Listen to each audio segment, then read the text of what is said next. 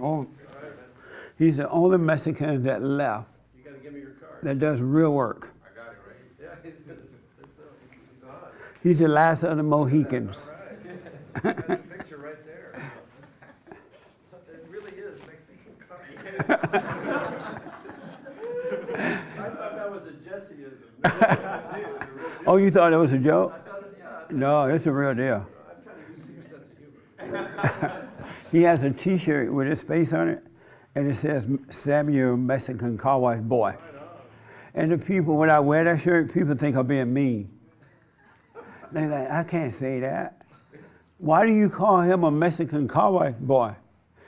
He's a Mexican. His name is Samuel, and he washes cars. Isn't that amazing? It's amazing that people are afraid to say that. I know people are afraid to say, People are afraid to say anything. and that's what he says about himself.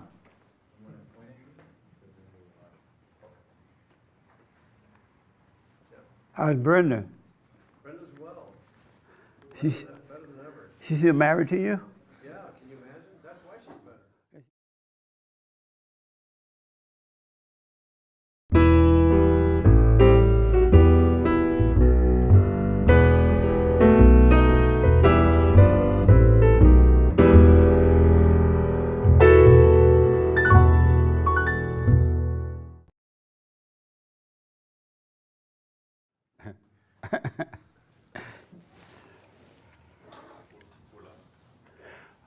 Good morning. Welcome to church. I'm Jesse Peterson. Thank you so much for being with me. You can get involved by going to our YouTube chat line, and I can respond to your questions and comments. Hey, good morning, everybody. Good morning. Again, how y'all? Wow. Amazing. Any first-timers? I'm first-timer. Oh, good. Right on. What's your name and how did you find us? Oh, hold on for 1 minute. I'm sorry. My name's Eric. I've been listening to your radio for about like 3.5 years now. Oh, yeah? So, yeah. You live here in LA? I live in Riverside. Oh, okay. Yeah. Any questions or disagreements? Just one question. So, there's a basketball player by the name of Kwame Brown. He's mentioned you, but I don't know if you're aware of what's going on with him. The media, as like a conglomerate, kind of trying to take him down, and he kind of represents like a manly man. He has a farm, he owns tractors, his own property, his own buildings. Yeah. And they're trying to tear him down, but he's standing alone and he's standing strong. And he mentioned you, and I was just wondering if you would ever have That's the him guy that tested out a picture with my book. He was reading my book. I'm not sure, Is honestly. that the same one? Yes. I think he's coming on the show Okay, on the yeah. Fallen State. Yeah, I was just wondering about that. Yeah, So, absolutely. that was my only question. Have you gone and forgiven your mother? Not yet. After 2 years, what are you waiting on? Are you scared? No. Yeah, I am scared. He's like, no, yeah. And what are you afraid of? I'm not too sure. I'm just worried how she'll react. She's very, like, grand on how she reacts to things. Very grand? Like, very big on how she reacts. Like how? Give me an example. Like, she'll, like, what? Like, she'll get my dad involved. Like, he said this, and just, she'll bring it up. Like, if there's a family around, it's just, she'll make a scene. But I kind of planted the idea, like, hey, like, I'm not naturally frustrated. My dad's not like that. But I'm like that when I'm around you, you know? Yeah. And she was like, she kind of like agreed. She's like, oh my God, like, you need to stay away from me then. So, And did you say that's right? yeah. So why do you forgive her then? Hey, I'm sorry for resenting you. I should have. Or How old are you? I'm 25. Isn't it amazing that an adult man is afraid of his mother? Yeah. Most people don't know how afraid they are of their mothers until they have to face them. Because they're not like going through life thinking about, I gotta face my mother, right? But when they think about it, then they realize how afraid they are of the mother. Mm-hmm. But you gotta do it if you wanna have a real life. Mm-hmm. Because you must be born again. You know what I mean? Yes, sir. And so, 2.5 years, right? Are you living with them? No, I'm not. Oh, good. Who you live with? By yourself? I live with my sister.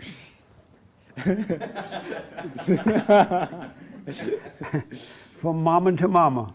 Right. Is she older or younger? She's older than me. Why don't you move on your own? Yeah, that's next in line.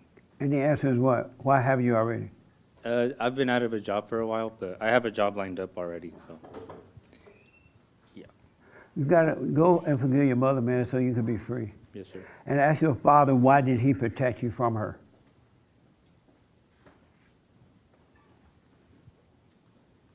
What? Nothing. Why you looking crazy? Sorry. Yeah, I mean, I've noticed that, like, cause I'm Mexican. I was born here. You're Mexican? Yes, sir. You look black. Yeah, I've been outside a lot, so. So what? I've been outside a lot. I've been taking in. That's why you look that black? Yeah. I think I got blacker. Do I look blacker? Yesterday I was thinking, I look blacker. I was already black enough, right?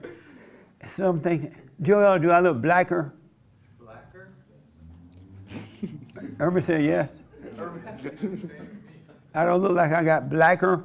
No, look pretty black as it is. So, but you look black with Mexican hair. Right. So what is it like for you out on the street? People think you black with Mexican hair. Most people think I'm Indian. Oh yeah, you look like Indian as well. What? And both your parents are Mexicans? Yes, sir. Oh, okay. They were born in Mexico. Are they black too? My dad's kind of pale, or not pale, but he's like whiter. My mom's dark. I think I'm darker than my mom, though. Oh, wow. Well, good, man. It's the wrong time to be black. With all this mess. Any other questions about it? No, sir. Okay. This your first time? Yes, sir. And what's your name and how did you find us? My name's Manny. I found you by YouTube. Right on. I've been listening to you for like over 3 years now. Really? Uh-huh. Do you live in LA? No, I'm just visiting. Oh, where are you from? I'm from El Paso, Texas. Oh, yeah? Amazing. Any questions about anything? Not for right now, no. Oh, okay. Did you go and forgive your mother? Yes, I did. How did it go?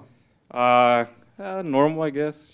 She blamed on my dad, Of course. and then I forgive my dad when he was dying from COVID, but he recovered from it, so. So he was died from Yeah, he was COVID and then dying he from it, yeah. recovered? Okay. Mm-hmm. Right on. And so how's your life going now? It's been amazing, yeah, very, very, very well, yeah. You living on your own? Yeah, I live by myself, Right on, man. How old are you? 23. Nice. See? 23 on his own. And you living with mama. You call her sister, but it's still mama. Are you doing the silent prayer? Yes, sir. Okay. Are you doing the prayer? Yes, sir. Make sure you guys stay with it, no matter what, all right? Any questions or disagreements, anything like that? What'd you do to grow your business when you got started? One step at a time. Don't compare yourself to anyone. Don't compete with anyone. Just do what's in front of you to do every day. It's going to blow your mind. And it won't be stressful. And you'll look around one day, it'll be amazing. But you don't need a 5-year plan. You don't need extra money from the bank. Just do what's in front of you to do every day. And the needs will come and God will meet the need. It will happen. Yeah, that's what I realized. I was going to school for business and everything, accounting and stuff. I dropped out and started my own business, and it's going very well. Good. What type of business you I have? have a carpet cleaning business. Right on. And what's the name of it? Brothers Carpet Cleaning. Carpenter? Yeah. Nice, man. 23, living on his own, and got a business. Yeah, I started at 22 when like everybody else is going to college, going in debt, living with the parents and stuff. So Yeah. I started hanging out with back then I was hanging out with the wrong people. Yeah. I was also in the military. Also in the military, I found out there was some bad people there too. Yeah.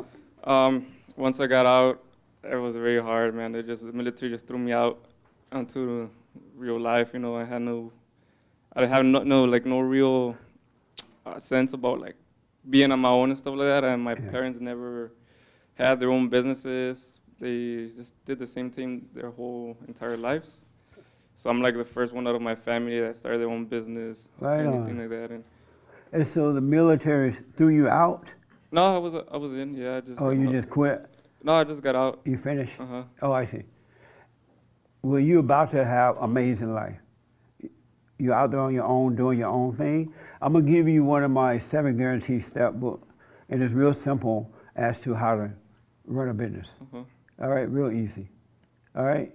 Do you know who Joel is? Yeah, I know who he is. Who is he? The guy that has a dance Yeah. studio. What the one thing you know about him? For black. sure. He black? Yeah. He's doing well with his business now too, because now he's like doing this. He quit the job and doing his own thing. So I'm gonna give you that book before you leave today. It's gonna blow your mind. Thank you. But just do what's in front of you. Don't try to be like anyone, and don't let anyone that doesn't have a business tell you how to run a business. Yeah, it happens every day. Yeah. Have you noticed that people that don't have businesses have all kind of advice about running a Yeah. business? And they're like, you should quit. You get a job, go work at Walmart. Like, no, why? Right. You're like, they just, why? I'm like, Good, man. You got a head on you. That's amazing. What's the name of that guy that sings "Clap Your Hand"? Clap your hand. For real? Right? He looked like him. what? I'm Mexican. So. Mexican and black, the same thing. Black and brown. But good, man. Yeah, just stay on the track. Don't be in a rush. And always give your best service. No matter what, all right? Do your best. You cannot go wrong. It will not go wrong. All right? Any other questions? Not for now. Well, thank you for coming. No problem. All right. This your first time? And what's your name? Georgette. Georgette. Nice name. Thank you. Wow. And how did you hear about us? Through Zahar over here. So what? Through Zahar. What? Through this guy right here. The guy with the hat on his head? Yes. Inside the building? Any questions about anything? No, I'm just here to listen. You just hear, did he tell you about, have you listened to the show or anything? Sorry? Have you listened to my radio show or anything like that? No, I haven't been shown. Oh, okay. All right. Any questions?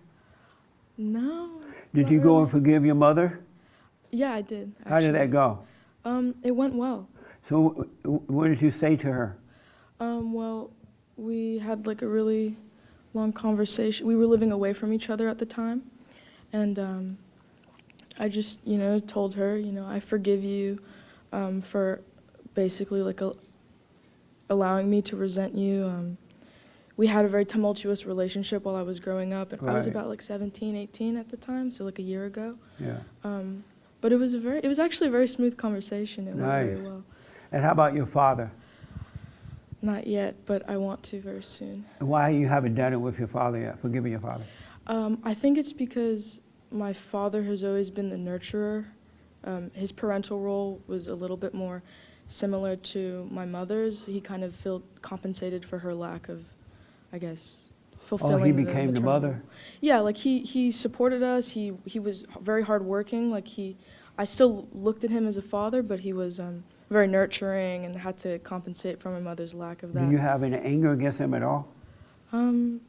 Only sometimes, I think. I think he tries to live his life through proxy with me Yeah.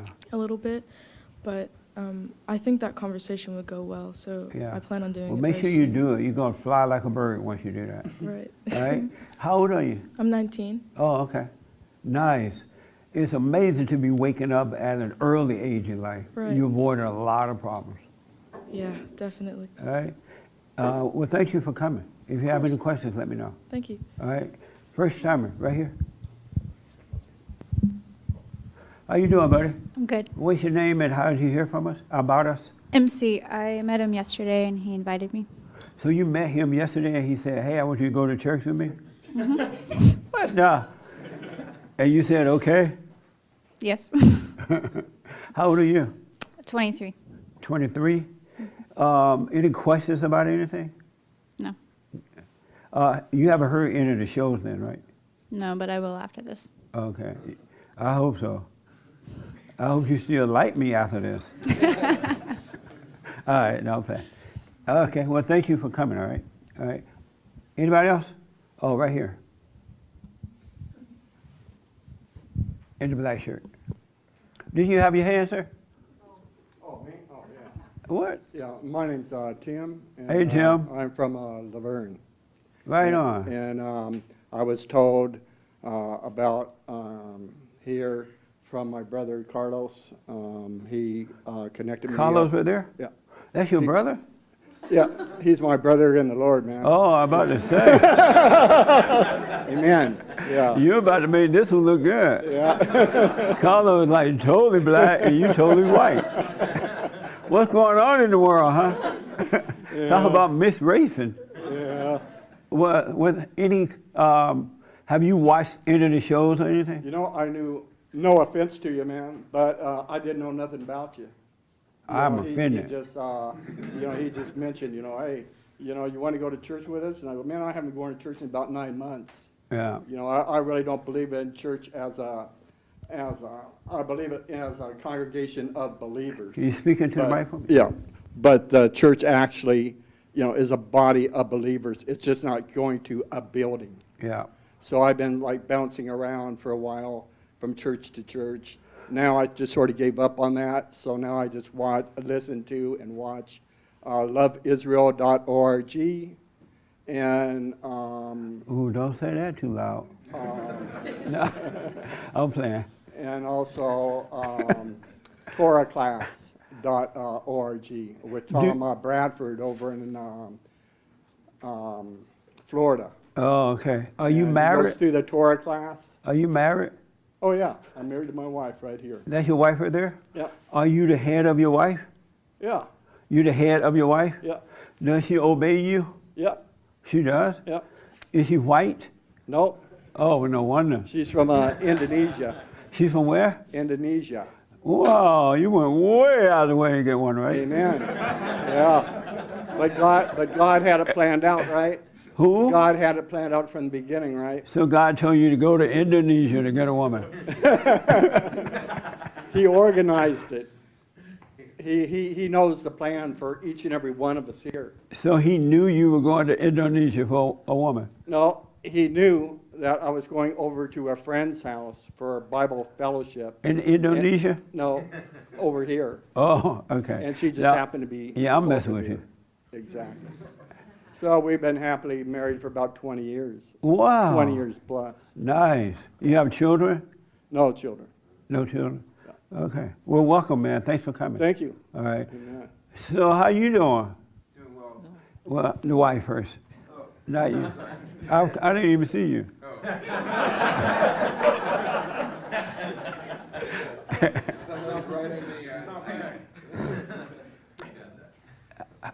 What's your name? She speak English? Talk to him in Indonesian. What's My your name is Lani. Welcome. Thank you. And any questions about anything? No? Thank you for coming. Do you obey your husband? Yes. You do? You do? Yeah. All the time? Depend. I mean, obey if that one positive, yes. But if negative, no. Who decides when it's negative? I'm sorry? Who made the decision that this is negative, I'm not going to obey him? Do you make that decision? I think it's, yes, I do.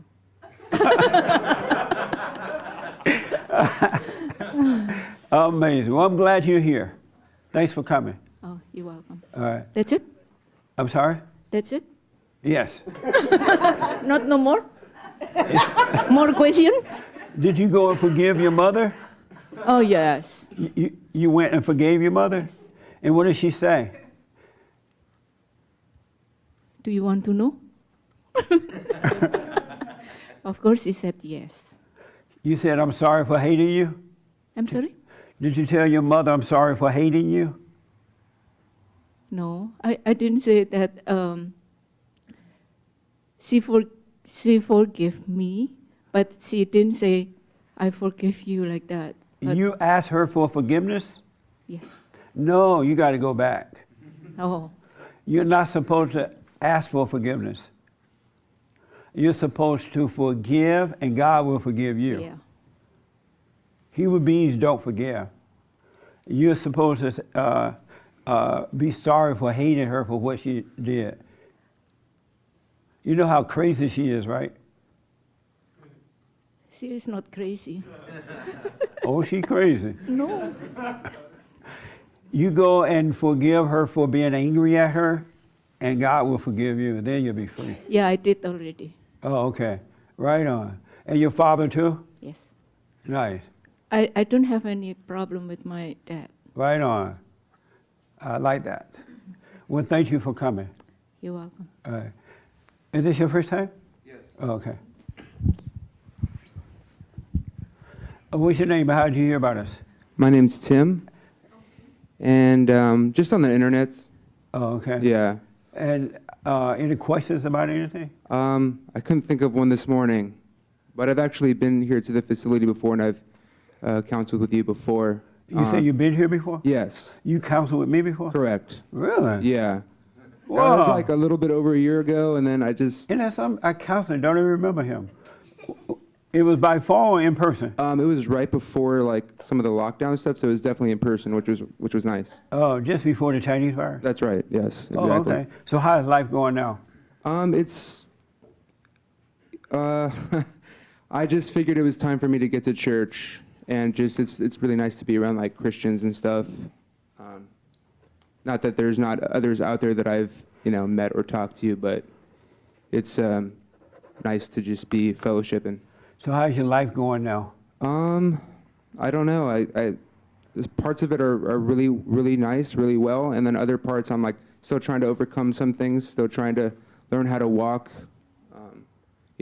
Just kind of falling down, but getting back up though. I feel good about it. I have a really good positive outlook on it. Right on. Yeah.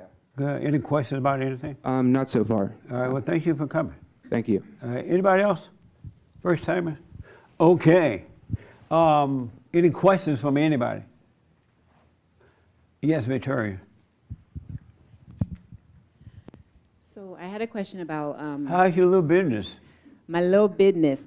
I'm waiting to get Black women reauthorized always by call the your business little. You don't even want to hear me, man. You could have an earpod going on, right? How's your little business? It is a little business. It's a little. No, I was gonna say I'm waiting to get reauthorized by the state. So we're kind of like at a little standstill right now. So Right. don't call me right now. Okay, my question was, if God is enough for one person, why did he create woman for man? To create human beings so that he doesn't have to make them over and over with his hands. So he didn't want to get He was tired? kind of lazy. Okay, I was gonna say, because you gotta finish it up, because I was thinking about it, and it just kind of came in, so I didn't understand the whole, if he was enough for his son, which is man, then why did he have to create this other? Why did he need entity? more people, families? Well, yeah, because Because he wanted to create love as well. okay, And he created love through the man, and it passed down to the woman and the children. okay. It's one all more- about love. One more question on that then. Since he is all-knowing and all-seeing, did he anticipate that man would fall subject to woman? Absolutely. Okay, but he As still a matter did of it fact, anyway. he allowed it to happen so that Adam and Eve could become together, husband and wife. Otherwise, Adam would not have been interested in her because he had a peaceful relationship with his father. Nothing was missing.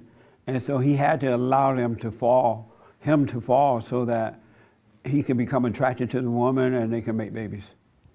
That's why if you're going to get married, it's kind of best to do it in the fallen state because once you wake up, you need to, once you wake up, Yeah. you start to get over the world, the need of the world. You overcome mama, so the woman is no longer your God. You have peace, and so you don't really, nothing is missing. And so it's hard to really get together if nothing is missing.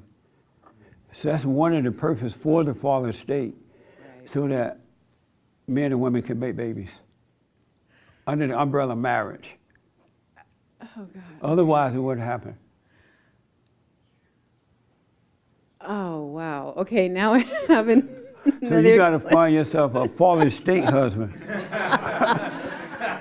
That was actually my next question, because I was talking with somebody yesterday, and I was telling this person, I do believe when you meet that person, if they're that person, obviously God will give you the eyes to see that person, but I don't think it's going to be this chaotic, love-filled, lust-filled thing, because I imagine you need to be you need to have your wits about you the entire time you're with this person, and they shouldn't really draw those feelings out of you. And so I'm wondering, again, if you wake up, if, say I find a guy and I'm really attracted to him, insanely attracted to him, to me, that would be an indicator that something's off. Because when you're like that, you don't think straight. You know what I mean? Well, that's the whole purpose of the fallen state, so you don't think straight. So would one that's already awake have to take their eyes off of God to find a partner? A partner, husband or wife. If you should meet a boyfriend and get to know him, you can see, but he can't. Your question is about that? Or should vice you marry versa. a guy like that? Yeah. I wouldn't plan it. Wait and see. Well, not plan it, but I mean, God will guide you. Because, like I said, and again, I know God will reveal it to me. I just kind of wanted to, I guess, say it out loud. That's a theory that I do have, is that I shouldn't be, he shouldn't be giving me butterflies, and he shouldn't be the only thing I think about all day and He stuff like shouldn't be that. giving you butterflies? Yeah, because butterflies kind of throw you off. You don't act yourself when you are infatuated with another person. That's the fallen state. That would attract you to him. Oh, God. So okay. Did you meet a man or something? No. No.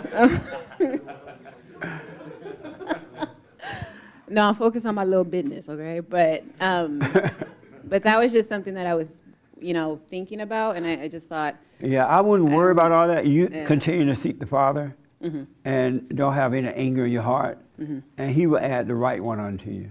And I would see Him anyway. Right, even if you have butterflies, it wouldn't matter this time because you can see what's going on. That was more or less my question. Yeah. If you have those crazy feelings, then to me that's an indicator that my mind is not, or my heart is not in the right place with this person. But don't let that control you, though. If God added unto you, you'll be fine. And just kind of see it, observe it, know it's there. And don't make it a big deal. And just let it pass. Yes. Okay, that Absolutely. clarifies it for me. So you got a boyfriend? I'm working on the Lord being my boyfriend right now. No? Black women always want to marry the Lord. I'm married to the Lord. But no, I'm not. Like I said, that's just, but again, the conversation I was having, I realized some of the things I said were kind of oh, wait, I'm kind of still trying to control the situation in a way. So that's why I had the question. Let go. Absolutely. Yeah. Okay. All right, Thank stay you. with the prayer. Did you have your hand?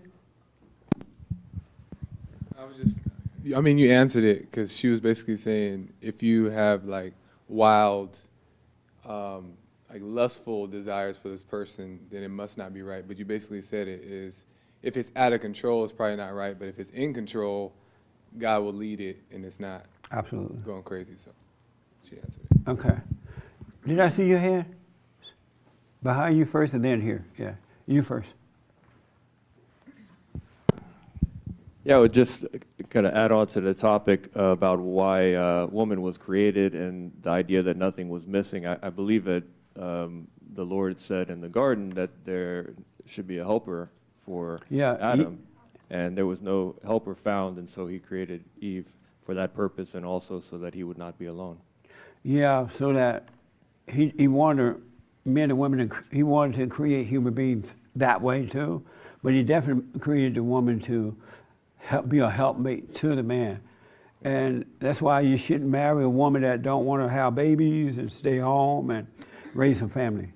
Yeah, his first because commandment. that order works. His first commandment after that is to be fruitful and multiply. That's right. Yeah. So you got to stop having 3 children.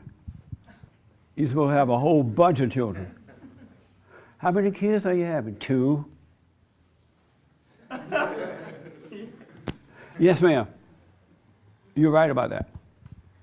Yeah, I was going to say the same thing as him, that I think they became the fallen state once Eve, listened to the serpent. So when Eve was created, they were not in the fallen state yet.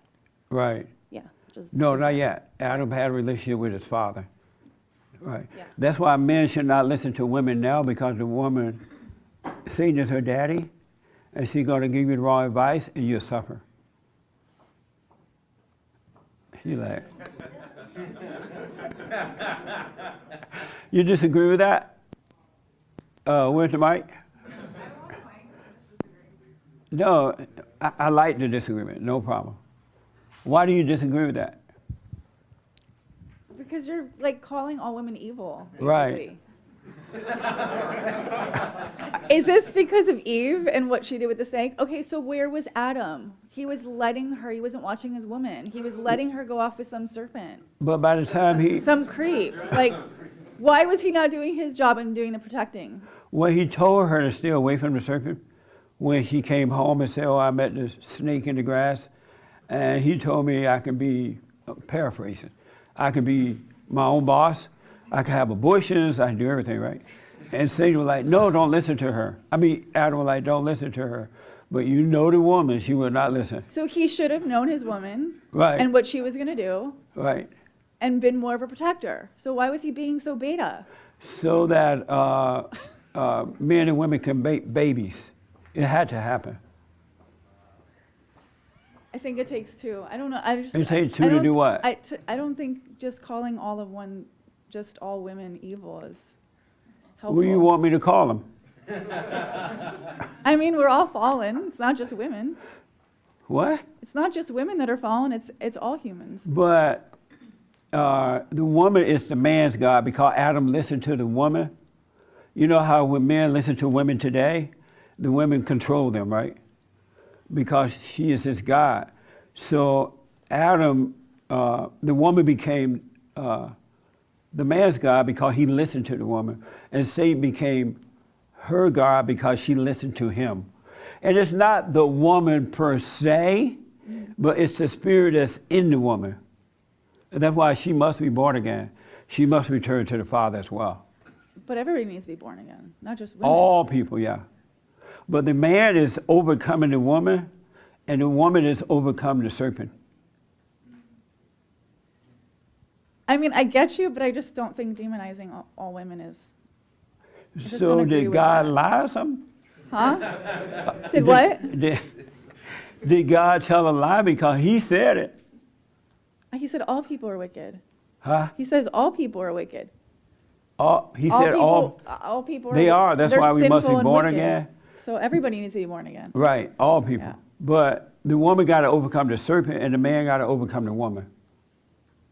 Okay, that's fine, but I mean, I just feel like men are going to end up in their, like, if they hear this, and it almost justifies some of the negative stereotypes or beliefs that are going on in the world right now, and I just feel like some people will take it the wrong way, and they won't look deeper into what you're saying. What do you mean it would justify it? Like a lot of people that, like a lot of men that hate women or being extra misogynist. Not that I'm feminist, I'm just saying. Right. There is violence towards women. It's increasing every day, and I'm right. just, you know what I'm saying? Like some people aren't going to look at it from the spiritual eyes or that perspective, and they're gonna be like, oh yeah, that's right, all women are evil, and then it's just going to perpetuate those kind of. So should I not sick say it mentalities. because some men may overreact to it? I don't know, like evil, calling us evil and all that is just. Well, you want me to say y'all nice? But so should I not say it There could be a little more PC, PC is the wrong word. There could be a little more sensitive way to put it. Sensitive? Yeah. What the? How do you And want? not a beta sense of sensitive, just sensitive to the fact that there are some men that are going to take this into a justification of why they treat women the way they do, or why. Because that they're is the reason that aggressive they or do it. violent. All men hate women because they hate their mothers. And so that's why they're violent toward the woman. They can't handle her. She is his guy, right? And in her, there is no love. And he goes crazy because he doesn't know how to deal with the hell in her. But if the guy know what they're getting into, they can then deal with it and bring peace upon the woman and the family. But if you don't know what you're dealing with, how would you want me to say it? I don't know. I'm just saying to say, I don't know. I just disagree with the we have no love and women You are think that evil women for have it. love? I think there's some women that have love. Like who? Like a lot of people. I know a lot of women that have love. Like who? I rest my Good friends case. of mine, family members. Your friends don't have love. Okay. You want to test it? Huh? Yes, Well- how should I test it? Be honest with them I have been. about themselves. Brutally honest. When you see them today, say, oh, you are evil. Okay, I'm tired. Are you able to tell them that? No, I don't think I know what you're saying, but I know friends who have committed themselves to God and committed themselves to working on themselves and being the best version and the most godly that they can. And I don't think they're evil. If they I have, think they could do evil things in They a could fallen do state, evil things? possibly, but I wouldn't say they're evil at their core. are they still in a fallen state? No, I don't think. I They're- mean, well, technically as a human, yes, but I don't think Well, they're they're in intentionally a fallen living like state, that. they're evil. Meaning that they have fallen away from God and Satan is their daddy. Okay, but they're born again Christians. And they are still in a fallen state? No, I meant as in like human beings generally are fallen in a fallen world, but they're born again Christians. And as a human being, they're still in a fallen state as a born again Christian? No, just living in a fallen world is what I meant. Like born again Christians living in a fallen world. What do you mean by that? Maybe I don't understand. They're born again Christians living by the word of God in a fallen world. So like, I mean, they're dealing with, They're out in the world dealing with the world and they're living by the word of God? no, I mean, they're like stay-at-home moms and just wives, just friends. They're If not they like have been out born again doing- of the Father, then they're not of evil anymore. Okay, so I went, exactly. But they will understand what I'm talking about then. Okay, They wouldn't take it personal if they had been born again of the Father, overcome the mother, return to the Father. Right? okay, That makes sense? yeah, So they would know that they came from evil. right. They understand that, yeah. Right. And so they wouldn't get angry at me for saying women are evil, right? I'd have to ask them. Really good. If they would, have them come on the show. Okay, I'll try and bring them. Oh, we'll have them on the Fallen State, Kelly. That'd be good, huh? Let's have some Christian women. No, I'm playing. No, talk to my producer, okay? That's Kelly right there. And we'll have them on the show. Will you come with them too? Sure. All right, everybody here, right? Okay, we'll set it up with Kelly. We'll get some of your friends on. We'll see what they want to do. Okay. All right. Okay. Amazing. Yes, ma'am. I had a question about the free will, and I know we don't have free will because Right. I can see that we're led by whatever's, whoever we serve. However, I was thinking about like when Satan became Satan, did he have the free will to become who he was, or was he also led by something? He decided, and at first he loved God. I think he wanted the brightest lights or something like that, right? And he decided that he wanted to be God. He rebelled against his father, and that's why God threw him out of the house. And so he is pure evil now, and he's controlled by that. His nature is of evil. That's why anyone that has anger is evil, and they want to be God. All angry people think that they're God, without thinking that they're not walking around thinking, I'm God, right? But that spirit, as a matter of fact, good question. Yesterday I was talking to some women about abortion, and they felt like it was their body, their choice. And so I asked them, how did you create this body that belonged to you? And they couldn't tell me how they created it, right? But in their mind, they think that they're God so that they can kill babies inside the womb and not feel anything about it.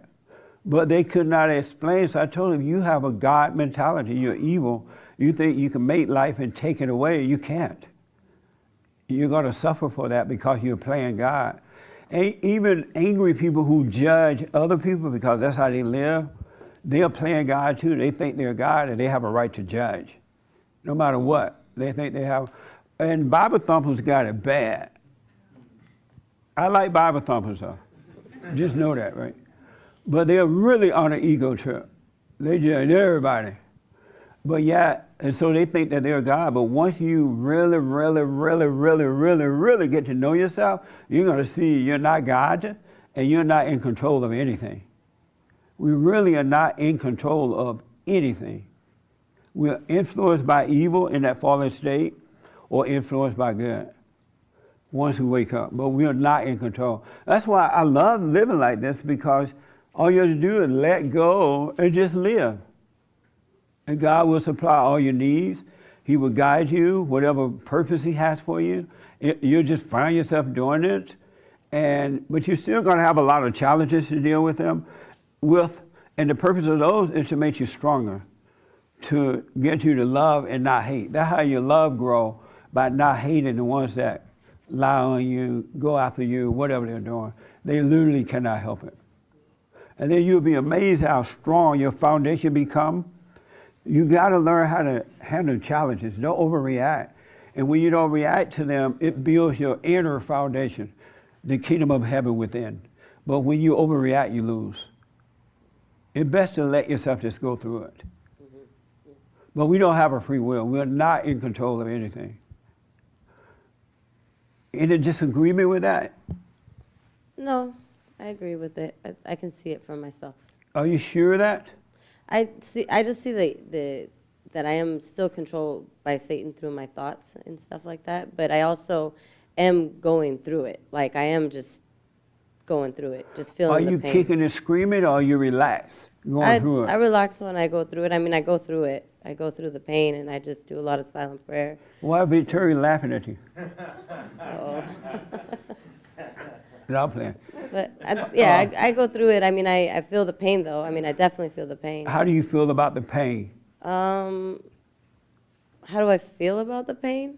When the pain is there, and you just feel like, wow, this when the hurts so pain much. is there, it's like I'm really listening to my thoughts. That's the only thing that's causing the pain. So it's kind of like when I listen to my thoughts and I believe my thoughts, that's when I feel the pain. So it's kind of like I have to just be aware of that. And then that's when I just like, you know, once again, doing like the silent prayer or just sitting there and just being still just helps me get out of the thoughts. And then I just go back to my day-to-day stuff, whatever I need to do in front of me. Are you 100% convinced that all thoughts are lies?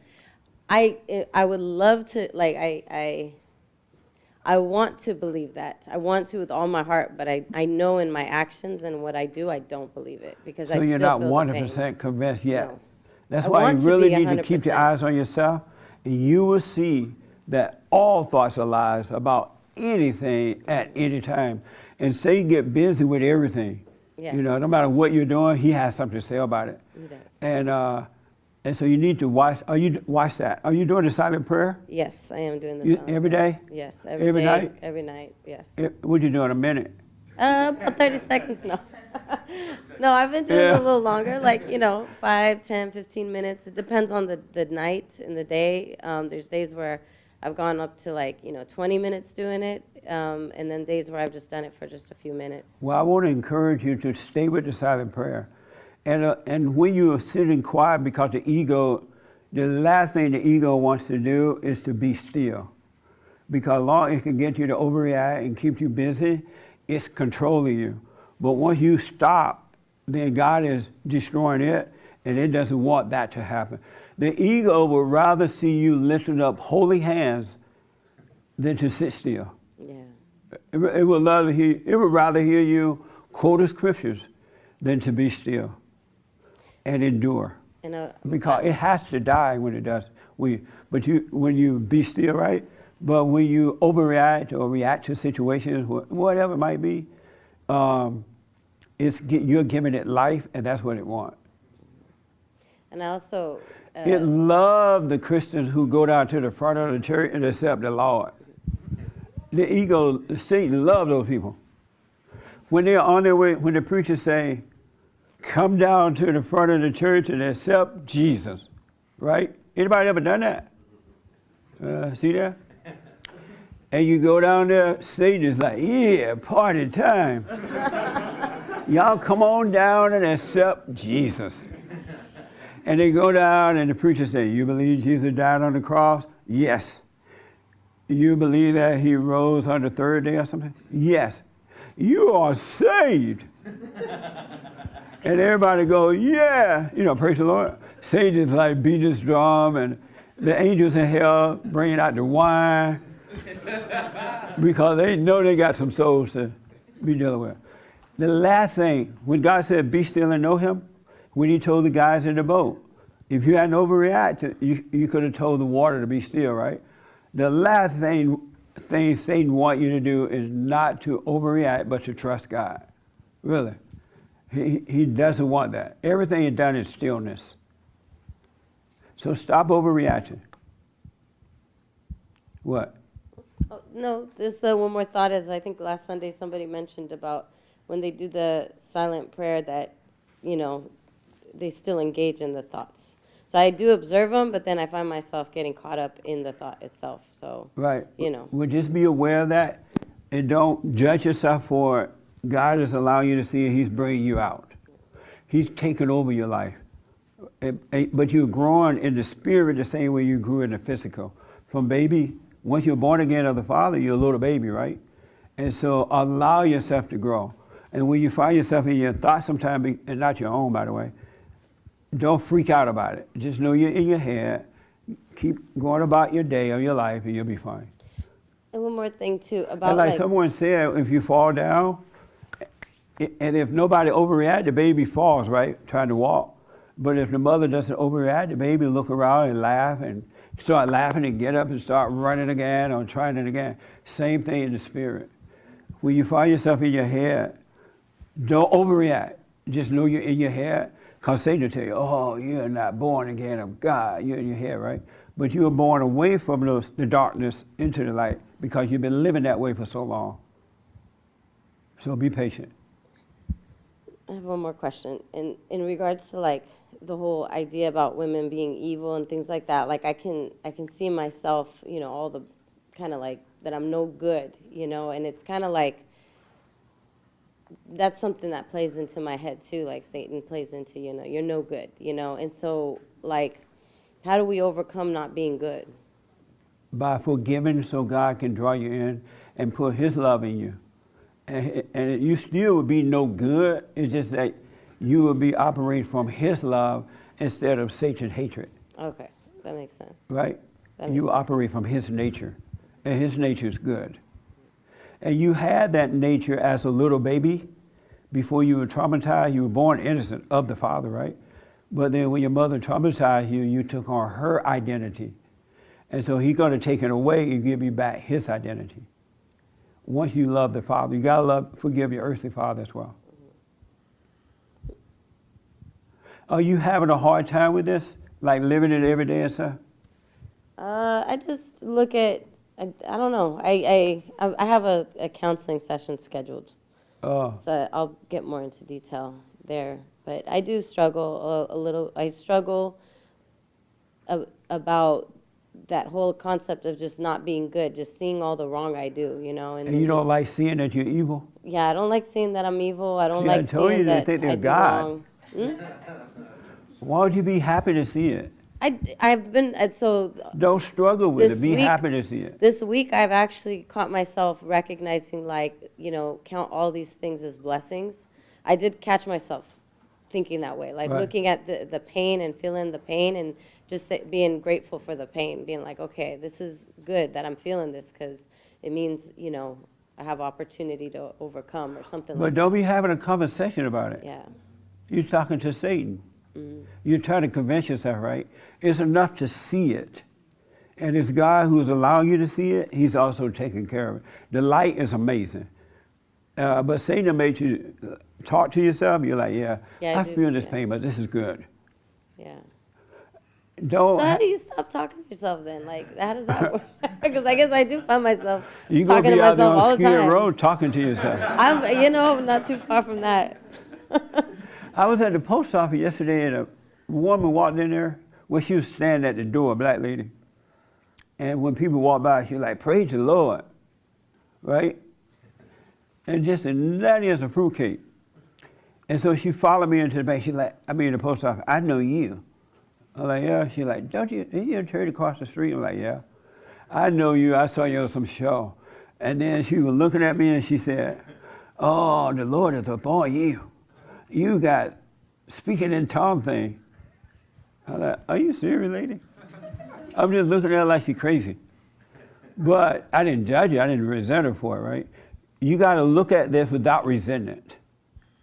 Have no opinion of it. You are the creator. God created you and breathed life into you, and you became a living being. That's what you're returning to. And you don't have to convince yourself.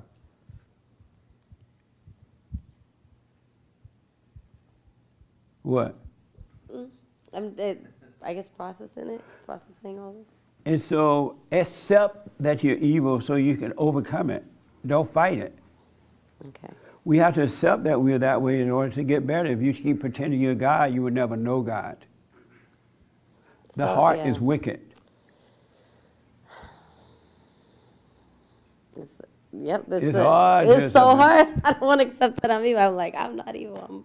I'm perfect. But no, I'm not. I know I can see my evilness about myself. I see everything wrong, you know, but it does feel, You'd pain. rather believe that you're perfect rather than evil? I would love to be perfect. I would love to be perfect. Well, to then be you a- have to accept the fact that you're evil and must be born again. Yeah. Because I don't believe I'm perfect. That's why I know I'm evil, because I can see all my imperfections. So it's But don't judge them and you'll be fine. Yeah. And it's God who's allowing you to see them. All right? Okay. Let me take this young lady right here. Oh, amazing. It's hard for women to accept the fact that they're evil. A woman will kill you, the children, the grass, the paint on the house, the grandchildren, the great-grandchildren, and anybody else that gets in the way before they admit that they're wrong. It's hard, and that's because they have direct link with Satan.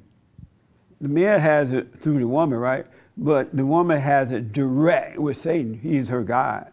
And that's why it's so hard. Sorry, ladies. I'm not sorry, I'm playing.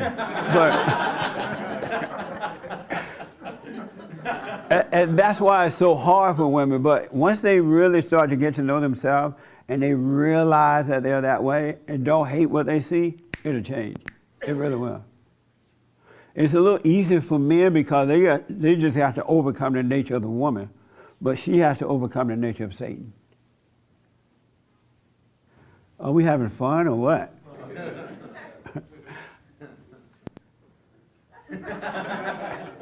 What are you thinking now? I had a moment of no thought, I think. So. There you go. That's right. Yes, ma'am. Hi, Jesse. How are you today? All is well.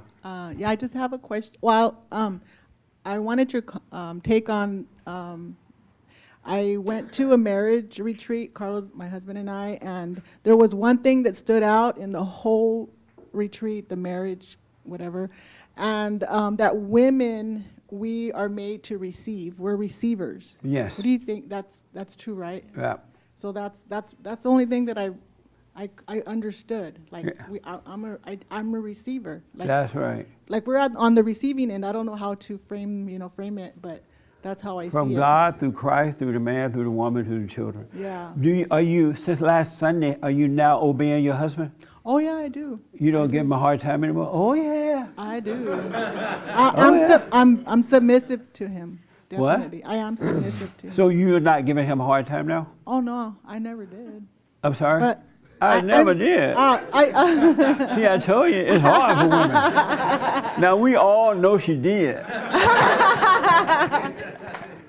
And she's like, I never did. I could tell you that I am obedient to him because there came a point that I did have to obey him, although I didn't agree, but I did submit and I was obedient to my husband. This week? No, it had happened before, so I can say that it happened in an actual It has act. happened, but I didn't agree with it, but I did. He didn't, let me do something that I wanted to do, and he just said, "No, you're not," and I had to obey, and I didn't go, and I could use that to testify that I was submissive, and I didn't, go. How many years ago was that? A couple of years. You got to get up early in the morning to fool me. I have another. She tell us a couple years ago a story I asked about last week. Amazing. This is what drives men crazy. Well, I'm not the head of him, so that's what I know for sure. I'm not What? I'm not the head of him, and I don't claim to be. I'm not going to take the reins at any point in our marriage, and that's never going to happen. So, Right on. I know my place. Nice. I do know my place. Is that true, Carlos? It's getting better. Yeah. I just have to ask you one more thing. How do Okay. you deal with somebody, like, not necessarily that you're trying to correct them, but you just want to help them in a sense, but if you come to a point where like they're not going to want to receive correction, like what do you do? Like, You let them suffer and die. okay, Don't impose your will on them. okay. Everybody has a right to suffer. They don't want it. God made the way. It's up to them to accept it. And if they don't accept it, he'll just sit there, have coffee and donuts and watch you go nuts. He's not going to force it on you. Yeah, because where their state of mind is, they're in despair. They're not desperate to get out of there. That's where they're at. They're like they made a home, Yeah. Whatever state of mind, and Yeah, it's just let not 'em healthy. In my opinion, I wouldn't want. It just makes me want to have to monitor them if they're around me. I got to see what they're about, what they're gonna do, and it's a family member, and you don't want to, No, you let them go and let yeah. them suffer. All right? Let me ask Carlos real fast. And so, Carlos, are you correcting your wife now? Yes. Is it hard to do? No. I mean, because the correction is going to be When the voice drop, I know something's up. the correction will be is when I correct her. It's going to be with logic. It's not going to be with anger. Have you been correcting her this past week? Not so much because like sometimes I know when she gets in her emotions, and I realize that it's her emotion. It's more her emotions and feelings and stuff. So I work around it to be calm because of the like you were saying earlier, the nature of Satan. The nature the fallen See state that. of nature. The feelings. It's all feelings and Right. emotions. So I know how to deal with it with controlling my anger, and that's the main thing to deal with it is controlling your anger. You want to overcome anger. You can't control anger. It's a spirit. When you are born again of the Father, He take that spirit away from you. And you never have to deal with it again. Because if you try to control it, there's going to come a situation where you will overreact in anger. It's a spirit. You can't control it. Okay. But the anger that I'm talking about of controlling would be like, I still want to be able to keep my righteous anger, like if something's not like it's not right, where we're going to be able to go speak up against it, like what we're seeing in the. What is righteous anger? Well, I thought you said the last time when I talked to you, you said it would be like righteous anger, hate, like in other words, what we're seeing, like abortion, like abortion, like have a right to speak up. In other words. But you're not going to be able to have righteous anger until you're born again of the Father, and He take away that anger that's of Satan. Because righteous anger is just discernment, dealing with this stuff without hating yourself and others, without judging. That's righteous anger. You still have anger, Carlos? No. You don't have it? No. But what are you trying to control if you don't have it? You said you're trying to control it. Well, like in other words, when I say control, is I don't want to have it. I want it gone completely. And so you still have it? No, I mean, as far as it's gone. I mean, but the thoughts will always. There's always going to be thoughts coming in, being tempted. So, do you have anger or not? No. Oh, okay. No. All right. And so you're not afraid now to correct, because last week you said you didn't want to correct her because you're afraid of your anger coming up. Yes. Is that gone now? Yes. Oh, okay. All right. Why are you looking at me like that then? Is that true, daughter? Now we're about to hear the truth. I think it's true what he said, that like he tries to stay calm when those situations come, but I think that's still a fear of letting that anger come out. So yes. No. So he still has it? If he's afraid of it coming out, then yes. Yeah, absolutely. Just because it hasn't come out, I haven't witnessed it, doesn't mean it's still not there. Did he correct your mother this week? No. He let her get away with it? Yeah, because he wants to stay calm in the situation.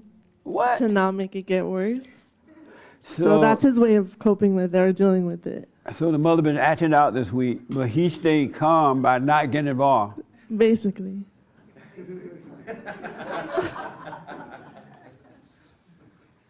How are you going to grow if you don't? And did you correct your father? No. Why not? Well, at first, I didn't think that it was my place to do so. Do you love him? Yes. Then it's your place. Okay. But is it better to correct my mom for, like, let's just say, like, being negative or putting him down, or correct him for not saying anything? Or both? Both of them. Okay. Yeah. Show them love by being honest with them, but don't judge them. And then you'll grow. Really, your life will become amazing. And then you'll move out, and they'll be crazy fighting each other.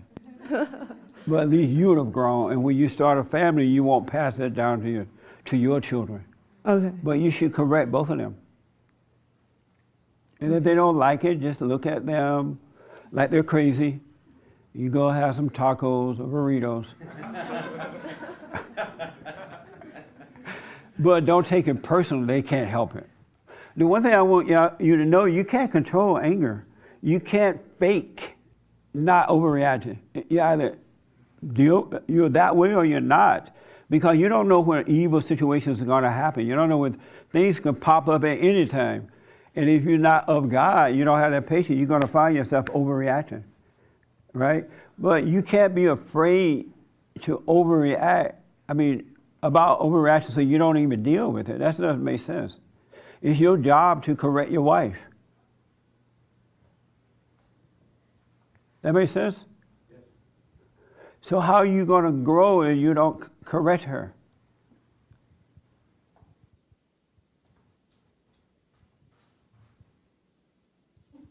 I think he just doesn't know how to do it in the right way. What do you mean? Like, I don't know. Sit down, woman. How about that way? Can you say that, Carlos? He like. I can also say, bring it down a notch. Don't be yelling at me. If you're going to be yelling at me, go yell at somebody else, or yell at your friends, or yell at your sister like that. You know, no, but don't be yelling at me. Hey, hey, woman, stop being so evil. That'll do it. You remind her she's been evil, that'll stop her in her track. She needs you to be that way, Carlos. You are married, so you're over her, right? And so in order for her to get to the Father, she got to go through you now. And so you got to become strong, love God more than her, so she can find her way back to the Father. And your daughter needs you to be that way too. Have you forgiven your mother? Yes. You went to her? Well, my mom's dead. Oh, she did. All right. But stand up, man. Are you doing the silent prayer? Yes. Yeah, stay with that, and God will show you. I have another question about that too. When we do the silent prayer, also can we include others in the silent prayer? Like I have a friend of mine that's going through some health issues. Can we also include them? Yeah, if you want to, if they want to do it. You can show them how to do it, and then eventually they should do it on their own. Absolutely. But we can pray for others using the silent prayer. Oh, no. The way you pray for others, just wish them well. Because we don't know their heart, we don't know the real deal, only God knows. And so our prayer for all people, I wish you well, let God will be done. Because you may pray for the wrong thing. Okay. You know what I mean? But sometimes you get others, they, like my friends or like family members, they say, "Oh, can you pray? Can you pray for me?" Yeah, just say, "I wish you well." There's the prayer. And let God work with them. Because you may pray that they stay alive, and they'll come and kill you. When they should have been dead. You know what I mean? Carlos said. We don't know what to pray for ourselves. Why do we think we know what to pray for others? You know what I mean? Okay. Yes, sir. Good morning. Good morning, sir. You say that the past is the past, right? It doesn't exist anymore. Not at all. The future doesn't exist either, right? Right. All we have is the present, right? Right now. Right now. Yeah. And I heard you say on an interview that the parents the kids shouldn't pay for the crimes of the parents, right? Like pay for what? The crimes of the parents. Like if the parents have to go to jail, the kids shouldn't go to jail, right? Like no. Right? So why should we pay for the sins of Adam and Eve? Because you inherited that from your brother. Yeah. But now that Christ has come and made it right for you, you don't have to do it. He made a way back. Yeah, because it's always been said that Adam and Eve did this. Okay, the only thing that we are guilty. I wasn't around back then, That's right. I used to say the thing. Why am I suffering for sin? Yeah. I never agreed to sin. Yeah. I was walking down the road in Alabama one day, and my life was so amazing, and I decided, you know what? I'm gonna become a sinner. I don't like this happy life, right? We didn't make that decision. It was made for us with Adam, right? Yeah. And so that's why when we're in a fallen state, we are not responsible for our own actions. We literally cannot help ourselves because we are controlled by evil. That's why you should not judge yourself for doing stupid stuff. You're being controlled by evil. And when you don't judge yourself, you have a better chance of overcoming it sooner rather than later. But if you judge yourself, you're getting deeper into it because you're playing God. You think you can control yourself. You think you can stop it, and you can't. It's enough to know it's wrong, you want to overcome it, but it's wrong to judge it. Then you can find your way back home. Yeah, because I've always wondered, like, why should I pay for something that someone did that I never met him? That's I never, right. I was just born, God I didn't ask to be born, right? That's why God, not the only reason, but God doesn't judge us either. When we're in a fallen state, He knows that we're that way because we've been turned away from Him. And it's about the heart. It's not about the things we do in a fallen state. He is changing the heart from hate to love. And then in love, you can overcome all things. It will happen for you. Absolutely. All right. Yeah. Thank you. Okay. Yes, sir. I have two questions. So, what keeps coming to my mind is that the instruction is for the woman, but what if the man says, "Get thee out of my house, Satan," and tells the woman, hey, we're going to pray together right now. Because women are going to get defensive, understandably. But I guess to me, I try to go to the direct source. And so from my perspective, I would just say, hey, okay, we need to nip this in the bud right now. We need to pray to God together, and Satan is the problem. Both of us are fallen humans. Christ redeemed us, but we are spiritual beings on an earthly journey, and we need to have this spiritual warfare right now, essentially. I don't understand all that. That must be that Bible thumping talk. So let's go back. It sounds like it's interesting. So I will go back to it. You said the instruction is for the woman. What do you mean by that? Calling the woman out, and this is the intent is to call the sin out, saying like, hey, the evil is here. We don't welcome this in our home. We don't want it to reside here. So you're saying if a woman is married, yes, and she is evil, the instructions for the husband should call her out on it? That's what I've understood today, but my thinking, the evil isn't, as earthly beings, like on an earthly journey, we have evil. Right. But the evil is just within the person, is not the actual person. The evil is the devil and all of his minions.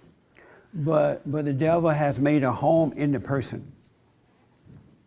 Yes, that's what I And so the agree spirit, with. and it's not the person, him or herself, it's the spirit that's in the body. And that's the nature of Satan, right? It's the ego. Yes, so I'm saying attacking the spirit, not the person. Not the person? Yes, And how do you do that? by going directly to the source. To the person? With the person going to the source. Oh, okay. For an example, if I can understand what you're saying, if I were married and my wife was doing something wrong or evil, I would go to her and say, stop being evil, overcome the evil. No, you would say, get thee out of my house, Satan, and then tell her, let's pray together. No, I wouldn't say all that. What the? I would tell my wife she's being evil and she needs to forgive to overcome it, because she's destroying the children and everything else. And now I know, because to say, get thee out of my house, that's Bible thumping stuff. Satan doesn't care about that. He's like, yeah, right. But if you see that you're evil and you admit it by forgiving, then God will take it away. And that's the thing that Satan doesn't want you to do. He'd rather for you to say, get thee out of my house, because he knows that's not going to work, than for you to say, I'm wrong for being evil. I mean, for hating you. And God will deal with it, because it's a spirit, and only God can change it. What do you think about that? It's a different perspective, good to think on. My second question is for, a biblical marriage, a man and a woman. When the man is no longer mentally able to be the alpha, the one in charge. So Speak up a little bit for me. I have 5 friends or 5 examples in my life where the man is in a traumatic car crash and has a traumatic brain injury or frontal lobar dementia or whatnot. Within that kind of scenario, what is your suggestion for the wife? Because the man is no longer capable of being the man of the household spiritually and mentally because of their physical vegetative state. Right. For the wife to love her husband and stay away from anger so God can guide her. And she still have to love him even though he can't function. She still has to love him and not be angry. And then she'll be able to, it'll be fine. And she won't be stressed out and all that stuff. That make sense? Yes. Yeah. That's a good question. Stay away from anger. You can't go wrong.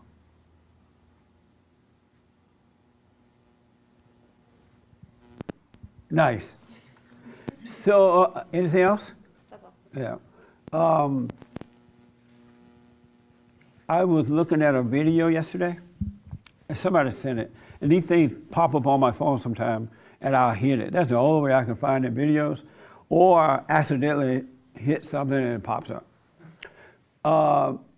There were these police officers in Minnesota, in George Floyd neighborhood, and they were making an arrest.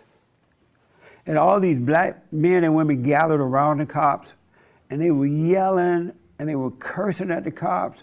They were like calling them every curse word you could think of. And one man, maybe two, were yelling, "I'm gonna kill you. I will murder you, just like you murdered us." And he said, "I'm gonna murder your kids first, and then come back and murder you," to the cops. "All you pigs," and stuff like that. And I'm thinking, wow, have we gotten to the point that I thought it was illegal to threaten like that? And especially to threaten a cop who was doing a job. This guy had done something wrong, broken some type of law. He was trying to get away, I think. I'm not sure how they went. But they were like threatening to kill the cop. Out loud, on tape, on video. And the cop just stood there and looked. They couldn't do anything about it. That is not good. And then one of the cops, I believe, was a female, and she kind of looked over at the people, and they said to her, "What are you looking at, you little B.A.?" Something like that. I can't curse. But it's just no fear of the cops anymore. And the cops' hands are tied, and they can't do anything. What do you think is going to happen in the world if this type of message continues to get out? Y'all better be trying to return to the Father. You're going to need it. And I thought about this, and I'm thinking, this is all that anger that we see, that these black people are overreacting to. No one has ever told them they need to forgive their mothers, forgive their fathers, and overcome that anger.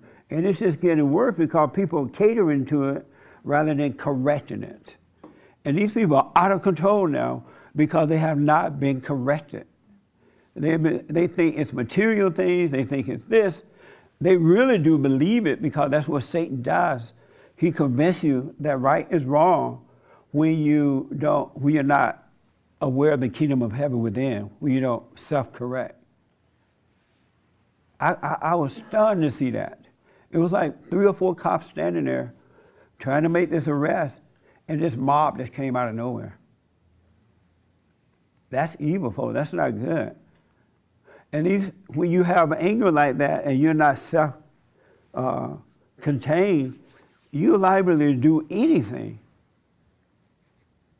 So I would do something. Yes, return. It was major. I think if we find it, I'm going to play it on the show tomorrow. Yes. In that scenario, I don't believe that there was nothing that the cops could do. I think that they chose not to do anything because they had that fear that you talk about where they're afraid of how the world will perceive them. Yeah, because they'll get fired, they'll be put in jail. The cops, not the people. Right, because to be honest, they literally could have turned around and, for lack of a better term, lit up everybody that was there. They could have done that. Shot them all. Yeah, and it wouldn't. Okay, I know you. Well, right, because if you're interfering, can't threaten the cop while they're making an arrest. Well, that's the thing. You have no other choice but to shoot them. Yeah, they're threatening. Shoot them before they run. You heard that song, "Shotgun, Shoot them before they run"? I have heard that song before. I'm black. Come on, man. You know I know that song. But what I was going to say is that I think, do you believe that lack of respect for authority, though, began in their homes? 100%. Because their parents did not teach them. And I don't think it's a fear that you need to instill in people, but you need to understand we are in society. There is a hierarchy, just like there's a hierarchy with God and man and all that. So what is the solution if to these tell black police- people the truth? It ain't about racism. It's not about white people and their stuff. They can give you reparations or affirmative action. You're still going to be crazy because the heart is wicked. And material things cannot cause the heart to be made of love. You can't give them enough. There's not enough you can give these people. So why keep pretending that it's about stuff? It's about slavery. It's not about slavery. We just talked about there is no past. Slavery is over. It doesn't even exist anymore. It's done with. And it's not about racism. So we got to tell them the truth. They need to overcome that anger. I know you said. And white people need to stop running. Well, that's part of it. Especially the white men, the white woman running and the man running behind the woman. And that's in every culture. She's though, like, too. help me. And the man running behind her. I need help too. I never thought I'd see men this afraid. Okay, so I wanted to. It's a mess. They're not going to get better. It's spiritual. You got to stop agreeing with this idea of racism and all that stuff. Call it what it is, and then a change will come. And don't have anger. And as long as you don't have anger, you're protected. Because there's something that comes out of you that is powerful, and they will see it, and they wouldn't know what to do with it. Because the only way they can control you, you got to overreact. Either they make you feel good, or they make you feel anger, then they can control you. But if you're on solid ground with love, they can't do anything, they'll fade away. But you got to trust that. You must be born of that. That's the only way out. Okay, one last part. And then they're knocking, sorry. They're knocking they're knocking out the Asians. And then, but when they're doing the report, you see that it's blacks that are knocking out, right? And they're saying, it's white people. It's white supremacy. I'm like, where are the white folks doing this? They try to make you believe something that you're looking at it, but they're telling you it's not true.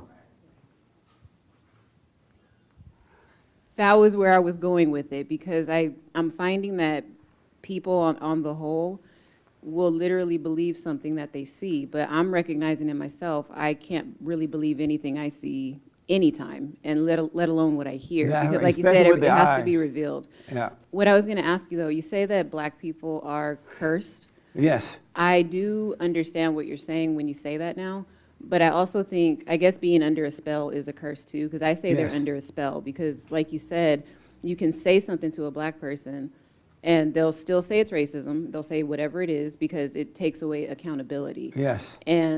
But the thing is, like you said, I think as a whole, if we could all call each other out when we see it and when we do it, because I still do it sometimes too. No hate. You know, yeah. And not in the race thing, but I do it in other areas of my life where I still project it out to other people, something in me. Yeah. So what I was gonna ask is, it isn't easy, or sometimes I don't know the way to speak to a person, because I'm not gonna throw the God argument in their face, but how do you remove that veil from, let's just say, black people's eyes? Because I notice sometimes By being honest with love, perfect love. That's the only way. And not necessarily They got to pause and take a look at themselves, because all we can do is point the way back to how to overcome. Okay. And then they have to want to overcome. You can't make them overcome. But you have to love them enough to be honest. Mm-hmm. And what is the woman's role in doing that? It's to be honest. Like if there are black men, should we correct them? Yeah. If you of love, you need to sit down, man. You just like your mama. That'll do it. Is that the only way to say it? Yes. Okay, I was gonna say, You sound like my friend. You want a nicer way of saying it? No, but you know how you, in the black community, and really, like I said, this is in every community, because Asians are, Isn't the all women people, we're are, all born in sin, but the world is catering to the blacks. And so they don't have to look at that. And they're only getting worse because the world is using them to bring on destruction. for their own benefit.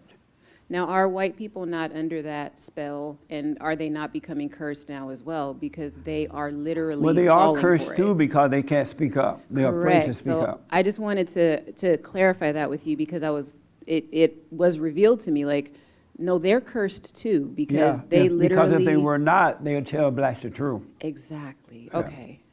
Thank you. You clarified Amazing. that. Thank you. Yes. You want to say something? Yeah. Not you. No, over you. Oh, okay. Yes. And then I gotta give you these few things here. Yes. Just two quick comments. One on the police officer thing that you're talking about. I feel like, and I'm glad this is happening, like in my life, just noticing how like the children of the lie, like they're so fearless with their beliefs and their evil and everything that they do. And it's like, you know, it's just like, we have to be like that on the side of good. Once you are born again of God, you won't be able to help but be that way. Right. Because you'll be guided by his love. And the people on the other side, they're cowards. That's why they have to intimidate you, threaten you, so that once you become afraid, they have control over you. But if you have love, they won't be able to cause you to have fear. They have to go away. Amen. And then one other quick comment, just on like the women order of the family thing. It's so funny because like I talk to my friends about like, you know, the order of the family, and a lot of them are like, oh, like, you know, oh, that's so archaic, or like, how could you, like, you know, oh, men over women and stuff. But yet it's like, but we believe in the sanctity of marriage and like not doing anything like that, but they don't believe that. So it's like kind of like, what the, like, doesn't make any sense. Just let them suffer. Yeah. You can't make them believe it. You become an example. Be the light. We're the light of the world. So just be the light, and they may see it, they might not. Let them suffer and die. Thank you. You're welcome, brother. Yes, James. I also have an answer to the biblical question. Yeah. James lost a lot of weight, huh? Yeah. What the? He was all fat before. And then he started eating like a rabbit. You can see what he eat. He eat carrots and grass, right? Right. Or leaves or something. You don't even eat pizza anymore, right? Yeah, a little bit. Once in a while? Yeah. Yeah. I saw you one day eating pizza. Yep. I hadn't seen him in a while. He used to eat it almost every day. Yes. Okay, so Robert Revis gave a super chat on YouTube. Thank you, Robert. Why do you say the greatest sin is forgetfulness if we are not in control of our thoughts? Calling everyone forgetful sounds like a woman preacher. Oh, Lord. But I didn't see that part, but. No, but what it is, when I say forgiveness, forgiveness is to let Satan take you out of the present.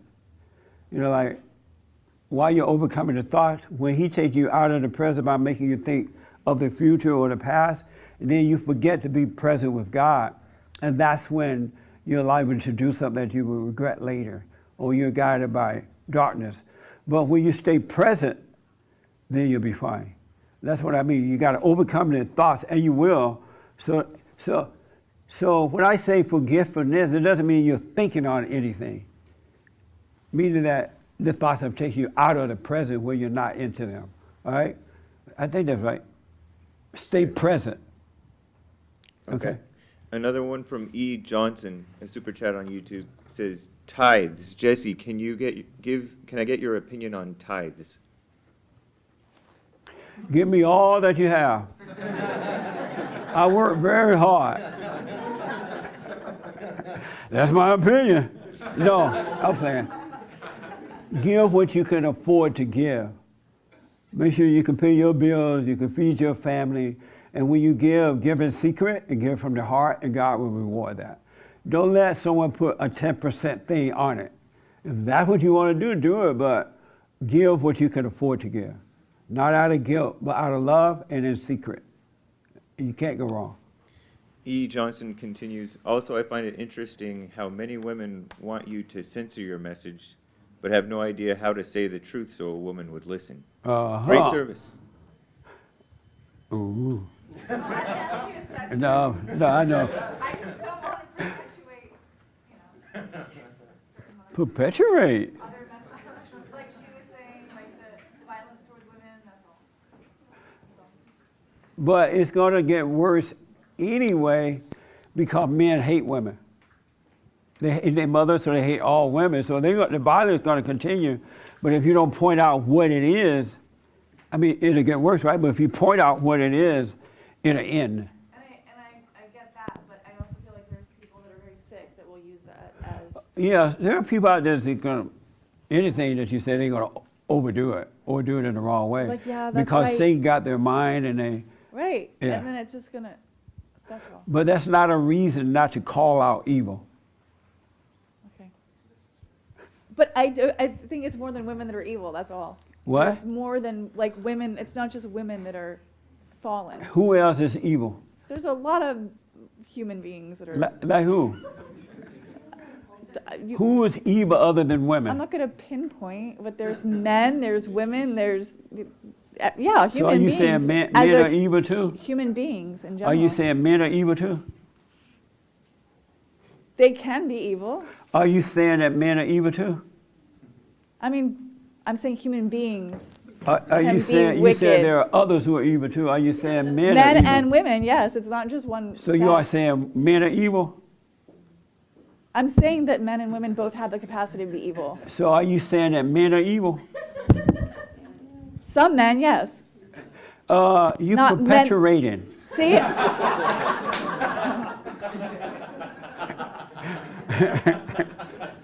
But you're right about that. But any man that's evil is a woman. He has his mother's identity. Okay, got you, thank you. That makes sense? Come back to the mic. That makes sense? I wanted to make sense to you because you're an amazing lady. Does that make sense? It makes sense. You agree with that? Yeah. Any man that's evil got it from his mother. It's not a man's normal nature to be evil.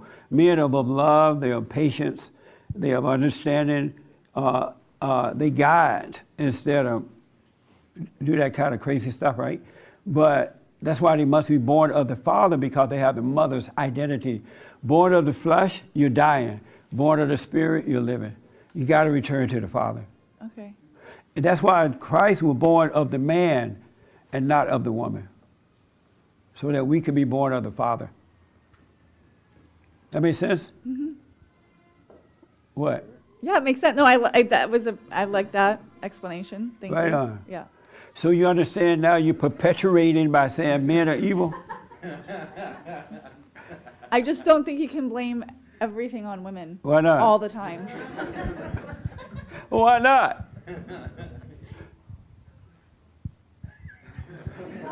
What? Speaking to the mic? Why not? Because whenever you say every or all, it's wrong. When God said all, was he wrong? But we're not God. What? We're just repeating what he said.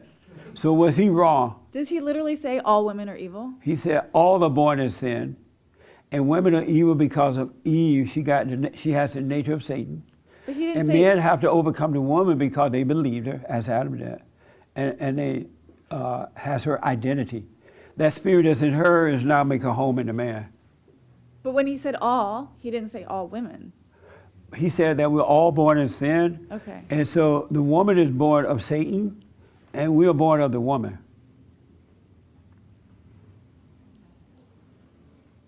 Where does it say that exactly? Read Genesis. Well, it says The all. Adam and Eve story. No, I know the story, but you're saying all women. Okay, can you repeat that last sentence, please? All women are born of Eve, or all people are born of Adam. What happened is when man come through the woman, because she has Satan nature, we end up, the men and the other kids too, the girls too, end up taking on mama's identity because they're born of the flesh, and so they take on her evil nature. Okay, I'm gonna think on this. You gonna smoke on it? Think on it. Oh. Pray on it. Pray on it. That makes sense a little bit, right? It's hard to accept, but it makes sense. Yeah?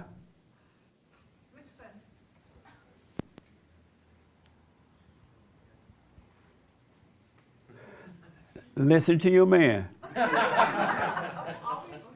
All right. But it's a good question. I like it. A really good question. It's a good question. Yeah, because you're not just accepting it. You need to see it for yourself. So I like the fact that you're questioning it. Yeah. It's the right thing. Yeah. I'm just glad you're not my wife. No, I'm playing. Just joking. Yes, James. I have the answer to the biblical question if you're ready for that. Oh, last week, biblical. Wow. Last week, what was last week, Chris? I mean, where's Nick? Nick is never around when you need him. What was last week, Nick? Does the Bible say? Oh, does the scripture say, see?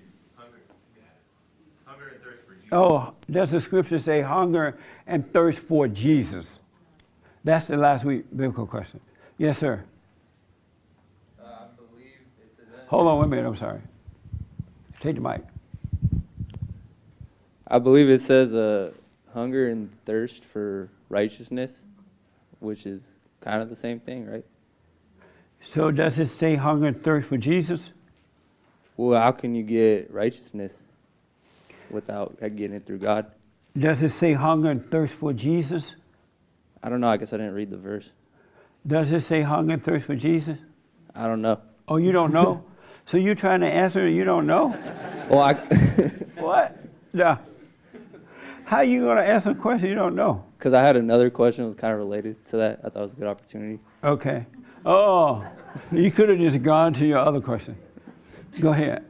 So it says stuff like that or fear God. I don't understand why it is relating an emotion to God. Like, I don't think, I mean, the Bible says, it says fear God a bunch of times, but I don't understand why it says that. But it's not talking about emotionally, because anyone who has emotions are evil.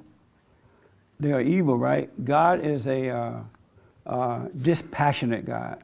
He's not into the emotional thing. Only the people that are into the emotion, Satan is their daddy, and that's why they can be made angry or feel good, up and down, right? But when you have God's nature, you just live by the light, and it's not about emotions at all. So when he says fear God, it just means to reflect and be grateful for what he has done. Don't forget him. So it's like a lack of fear for everything else, kind of? So what? It's like fearing God is having no fear almost? Fear God is just appreciating him. You're grateful. It's not like emotion feeling. Yeah, you yeah. relax sometime and you, especially when you overcome that stuff, you reflect and you're like amazed at how your life has changed and you don't remember when it changed. All of a sudden you just realize you're not the same person anymore. Life is working for you. And that's what it means to fear God. Not emotionally. Sorry, I didn't mean to trick you like that. What? I didn't mean to trick you with the question. Oh, that's right. That's a woman in you. Beta. Okay. That's fine. Anything else, James? Mr. Sandman has a biblical question and answer, I guess. A biblical question? No, the answer. To the biblical question? Yeah, kind of. It's. Is it? Or Let me isn't read it? it. Let me read it. It's in response to the biblical question. Okay. He says, it was the super chat on YouTube. Thank you. We're supposed to hunger and thirst for righteousness. God is righteousness, therefore we hunger and thirst for the Holy Spirit in Christ. Jesus is the flesh. Okay. Thanks for the super chat. Does the Bible say hunger? Wait a minute. Does the Bible say hunger and thirst after Jesus? I don't think there's a verse that says that, but I don't see the point. I mean, there's related verses, but no, I don't think there's a verse that says exactly that. And the reason I brought it up because I talked to a lot of folks, right? And they said that the Bible is all about Jesus. It's all about Jesus. You should hunger and thirst after Jesus. That's not true. Even though Jesus is amazing, thank God for him. He was perfect in what he did. He's our brother. We're supposed to believe him, and in him we can return to the Father. He's our older brother. But what we are thirsting for is righteousness. We want to overcome evil and come back to righteousness, which is of God. It's like the Bible thumpers who call Jesus God, right? They're not getting anywhere with that. Jesus is not God. He is God. He is the Son of God, right? But if you believe that he is God, that's where it stops. Your life will not get better. You will have no peace. You will not return to the Father. And Jesus makes it clear he's our brother. We should hunger and thirst after righteousness. You want to overcome evil, return to righteousness. And we get that by going through the Son when we forgive. And he'll be our brother. It's just that simple. And the reason I brought that up, because I know in the churches, the preachers are like Pharisees. You know, they're snakes. They're a bag of bones. They're liars. They are, who is this guy that's supposed to come back in the end time? The Antichrist. The Antichrist is already here. Look at the pulpit of the churches. If you really pay attention, it's all intellectual. No souls are being saved. They'll feel good, but that's not salvation, right? And the preachers just thumping the Bible down your intellect, deceiving you, keeping you away from God. That's why I tell you, get to know God by knowing thyself. Know thyself, the kingdom of heaven within, you can know God.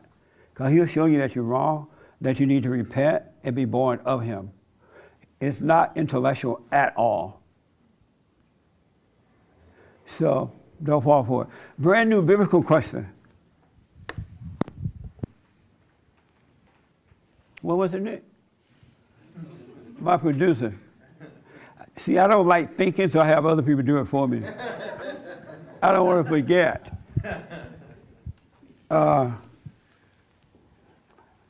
Yes? Oh. Ready? Does the Bible say that Jesus was angry? That's our brand new biblical question. I hear that a lot. Well, Jesus was angry. And so my biblical question is, does the Bible say that Jesus was angry? Yes.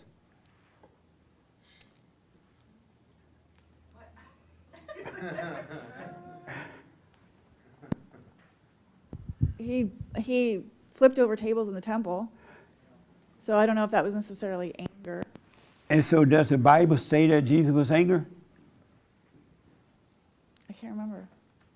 Have you heard the Christians say, when I tell them they need to overcome their anger, when Jesus was angry, I got righteous anger. You hear them say that? Yeah, they say that, yeah. And so does the Bible say Jesus was angry? I can't remember. Right. I know he was flipping over the tables because Right. I mean, he was displaying. What? In human terms, he might have been displaying anger in the temple. Displaying? Displaying, anger? like showing that he was displeased with what they were doing. He was not of anger. But- How can he display it? Right. He had no anger in him. Right. So then that's what I was going to continue to say is that it's the human emotion. I know, but the question is, does the Bible say that Jesus was I'm going angry? to say no, but I don't remember. So I'm just going to go with no. Right on. Okay. What do you say? You read the Bible, right? Yeah. Okay. How old are you? 23. 23, okay. Does the Bible say that Jesus was angry? It does not say those words verbatim. What I remember is righteous anger. I don't remember which translation that was. Where does idea of righteous anger come from? It was the Bible is an inspired word of God, so that was the language that was used. So what else? That was the language that was used. By who? The men that put pen to paper. They said Jesus had righteous anger? Yes. And so you believe that, the Bible says Jesus was angry? Not the word angry as we understand it. It's a different. Oh, you mean righteous anger? Yes, What because is- he was perfect. But Jesus never said anything about righteous anger, right? I remember it, but I don't remember which translation it was. Okay. So you're saying the Bible doesn't say Jesus was angry? In the way that we interpret anger, correct. It doesn't say it. Okay. That's my biblical question. Amazing. Raymond, you wanted to respond to that? That's what your hand's about? Okay, real fast. I got it in. Okay. I'll make it quick. I don't recall anything in the Bible say that that Jesus was angry, even when he chased the moneylenders out of the table. He just showed the displeasure of his Father. Okay, I appreciate that. That's my biblical question. Yes, Joel. Joel has the last word. Well, just two questions from the past that someone said. Oh, no, you said about the police thing. You said that the only way we respond to the whole situation is to be firm, right? Be honest with love, don't hate. And you said be firm in a sense of growing into it or trusting in it, I think you said.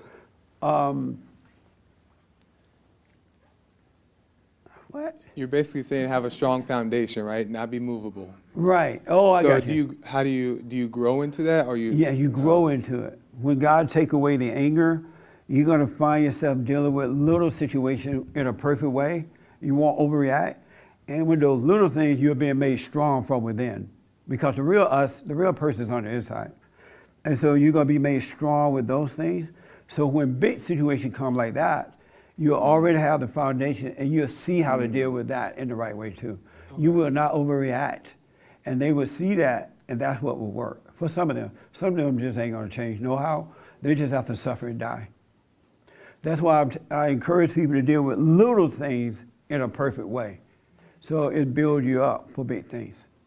Okay, and my second question is for the lady up front. She was saying that like for example, if casting out the spirit, right? When a pastor does or a preacher does an exorcism, and they're trying to cast out the demon in the person, they don't necessarily say, get out the room. They're like casting it out right there. So would you say that there's a chance that she could be right in the sense of casting out the spirit even in a person is still a thing that can be done because it's still a spirit? It can be done, but it can't be done unless you're born again of God. So do you think it's necessary to have to be like, in the name of Jesus, I cast that out or something? But do you think that there's like validity to that?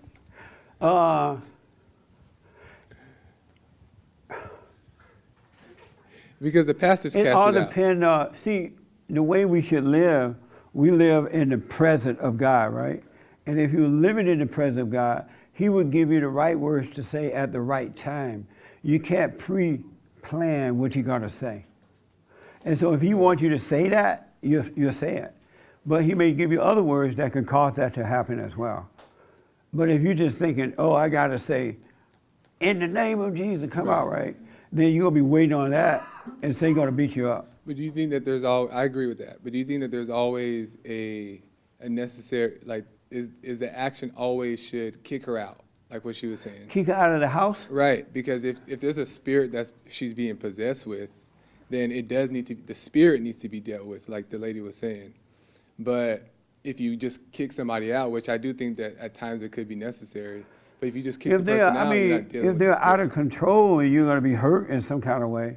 But everybody is of the devil until they're born of God, right? So everybody be kicked out of the house. But that's what I'm saying, like, but you're saying. If they're like crazy and acting weird and your life is at risk or your family life at risk, throw them out. But why not just cast it out in that moment? I wouldn't take that risk. Like deal with it. They may not be ready to overcome it. But that won't solve the problem? If they were ready to overcome it. Oh, okay, so you kick them out because. You warn them, right? You know what? You need to overcome hell. You need to overcome Satan, right? But if they don't listen and they get worse and worse, you have to just throw them out of your house. Right. Because otherwise they'll end up destroying you. So you don't think that by casting that out, that will solve it, right? But you can't cast it out if they don't want it to come out. But the possessed people don't want it to come out either, though. That's what I'm trying to understand. Not that I'm challenging it, but I'm just trying to understand. Yeah. The possessed people, they don't necessarily, of course, they don't want it to come out. But everybody is possessed once they fall into the anger. Right. So just like the pastors call it out in the name of Jesus. That ain't working. But I mean, they do cast it. There's people who do cast spirits out of the body. It ain't happening that way. The people just too embarrassed to say it didn't work. I've seen some that work though. I've witnessed it work No, before though. It doesn't work like that. But I've seen it happen. When you cast out spirits, you're not going to get the person all emotional. No, but you They're just not going to be hooping and hollering and carrying on, and then you cast out demon, right? You got to calm them down so that they can see what's going on. Then it'll happen. But I've seen it happen before. But I get what you're saying though. I seen it too, but it wasn't real. They went home and the devil was still there. Okay, that's it. That's it. Yeah. I saw a woman on the show the other day. Pastor, I bought your oil, and I have been wanting $1,000, and I heard you say buy this oil, and the Lord will give you what you want. And I bought that oil. I called, they sent me that oil, and the Lord gave me $1,000. I'm like, what the? Anyway, I'm so out of time. Whatever, Joel. So the brand new biblical question, does the Bible say Jesus was angry? Does the Bible say that? That's my biblical question, all right? So I want to encourage you all, get away from anger.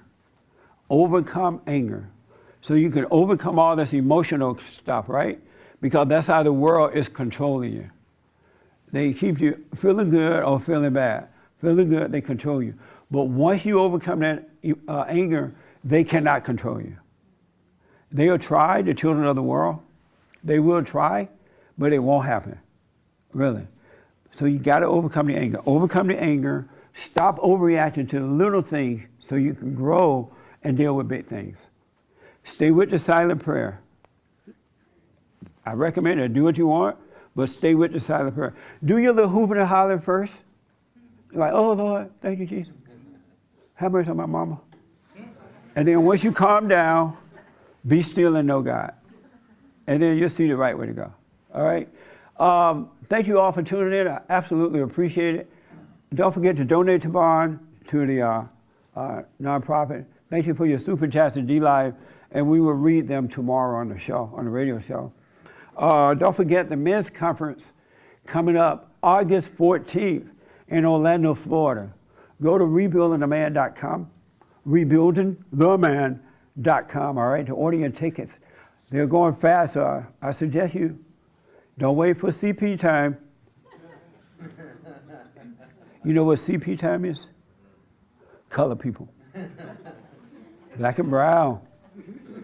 You never heard that saying before? Black people love being late. And then they love it so much they call it color people time. Isn't that something? And now they want white people to be late. Anyway, get your ticket, and we are going to have church service in Orlando, Florida on the 15th of August. So the ladies will be able to stay for that. All people can be a part of that. All right, any other announcement, Ernest? Okay. Thank you for your support, folks. Don't forget to like, follow, tweet, subscribe, share, ring the bell, and check out our merch. All the good stuff, right, Nick? Okay. Thank you for tuning in. And look, live your life. And what the other people think, let it go in one ear and out the other one. But you stay present with God, it'll blow your mind. All right? Be of love and not of hate. Not that emotional stuff. Thank you for tuning in, and thank you all for coming. Amazing today. Amazing.